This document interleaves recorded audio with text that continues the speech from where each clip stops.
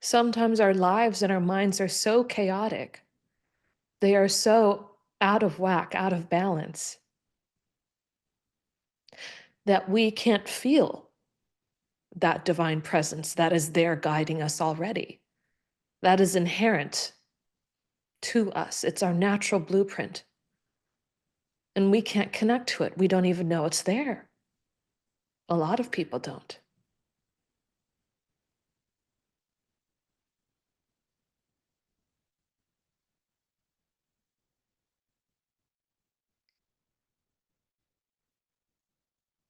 Our scientific research is an invaluable database for anybody who wants to understand or believe that consciousness is real, because it's beyond belief. This is factual empirical evidence that consciousness is real, and it is self-effulgent.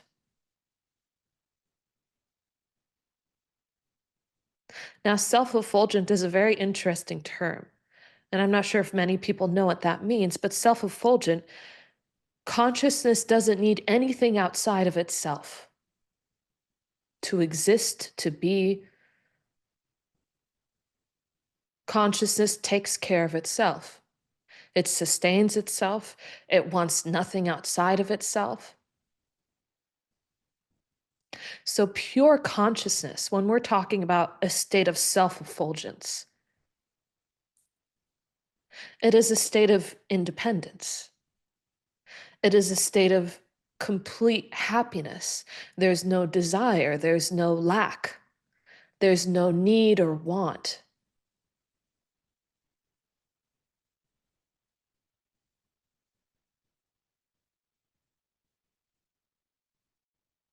There's no attachment.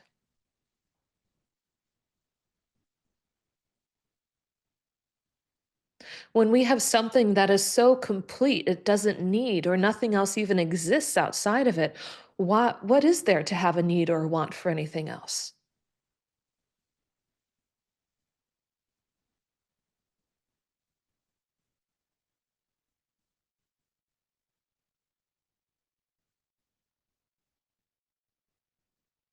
You see in those plants, they are taken care of. They are prosperous. They are growing. They are fruitful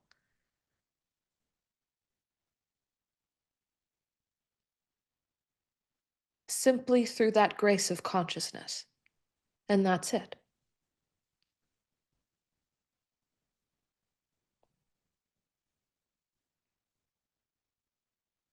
So, happiness, prosperity, peace, these are things that are natural to consciousness itself. They are inherent to divine.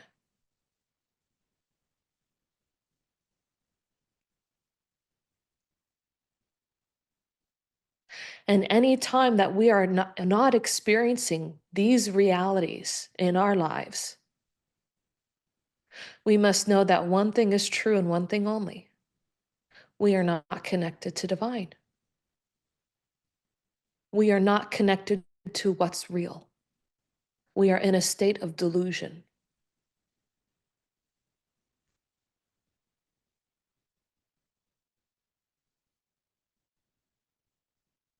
We're not seeing life correctly.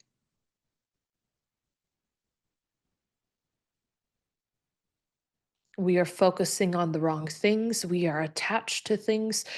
There's some part of us that is confused about what the reality of life is, about our true nature as human beings, about what really sustains us and takes care of us, about what is inherent in every moment, what sits with us and cries with us and loves us in every moment.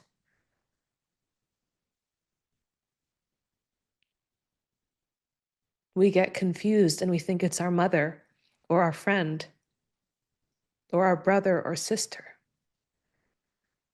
And we forget all about God.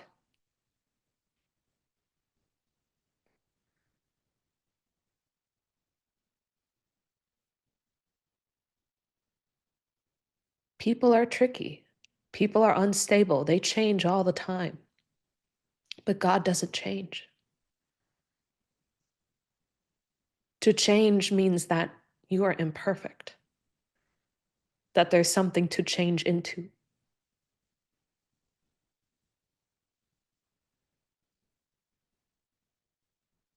Means you're incomplete, you're transient.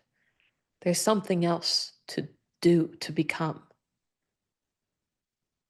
But perfection doesn't change. It doesn't become something other than what it is. So the things that are eternal, that stay, that's real.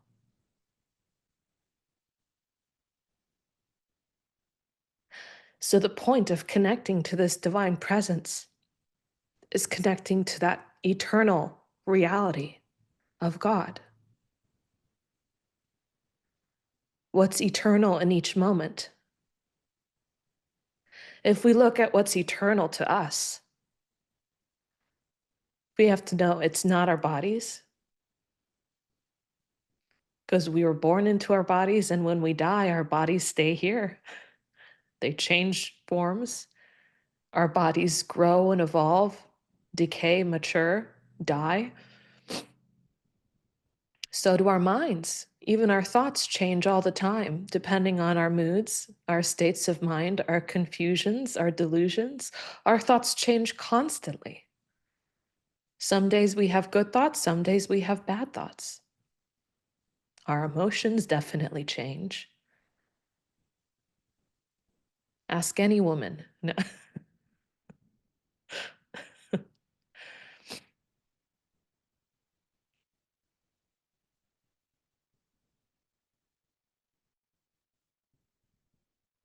Values change, beliefs change. So if we're holding on to a value or a belief, even if it's a very good one, those are higher delusions, harder delusions to let go of, because it's easier to let go of an attachment to a car or a house or even your looks. It's a lot harder to let go of an attachment to a way of being and believing and seeing life. That's the hardest attachment to let go of out of all. So if all these things, their natures are all transient, then what stays?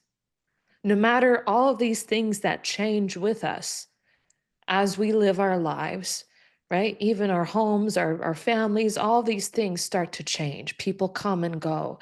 Everything changes, everything moves along. What doesn't change? That's who we are. What stays the same always? And we can say the thing that stays the same ultimately is our awareness. Awareness and consciousness are the same. When there's more consciousness, there's more awareness. Consciousness supersedes thought and feeling and emotion. Awareness exists before a thought happens. Our thoughts pass through our awareness, but our thoughts are not awareness themselves. Even our emotions happen within our awareness. Some people have experienced this where they're living an emotion, then suddenly it's like they get put on pause for a moment, and then they're a witness to their emotion. And it almost just suddenly going into that awareness behind the emotion itself, the awareness that sits behind everything. It's like they're able to disconnect from the emotion and stop the emotion itself, or just look at themselves almost like a third party, right? And think, What the hell? What's happening? Who is this person?"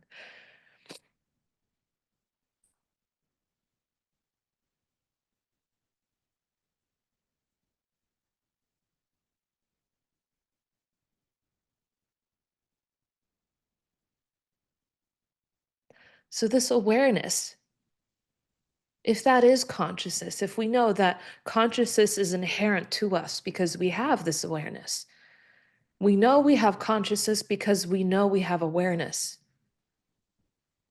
So if this is natural to us, this awareness, if everybody has this, everybody might have different thoughts or beliefs or values or emotions, but everybody, no matter what, always has awareness. that is universal to all things. Everything has different varying degrees of awareness, but awareness is there